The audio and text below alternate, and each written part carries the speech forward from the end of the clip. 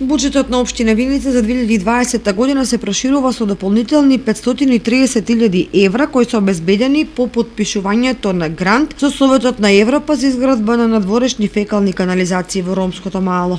Општина Виница планира во престојниот период со средства во висина од 4.700.000 денари да спроведе поплочување на поголем број улици и помали краци во градот и населените места. Покрај веќе планираните 4 милиони, советниците денес изгласаа дополнителни 700.000 денари за да може да отпочне реализацијата на планираните градежни активности. На денешната седница со множество гласови беа прифатени ново изменетите статуи на основните училишта согласно новиот закон за основно образование, полугодишните извештаи и годишните сметки на училиштата.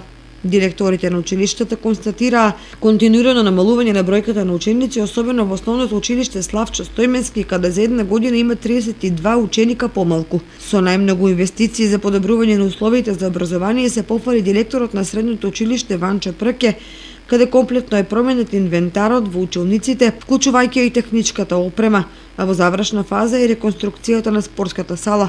Во најава е комплетна реконструкција на дел од кабинетите во училиштето. Со мнозинска подршка беа усвоени годишните сметки на културните институции, како и завршната сметка на јавното комунално предпријатие Кале од Блатец, како и детската градинка Гоце Делчев. Советот одобри 20.000 денари за опремување на пензионерски клуб во село Трсино, а беа усвоени извештајот за работа на полициската станица во Виница, како и извештајот програмата за работа на Сдруженијето Мобилност.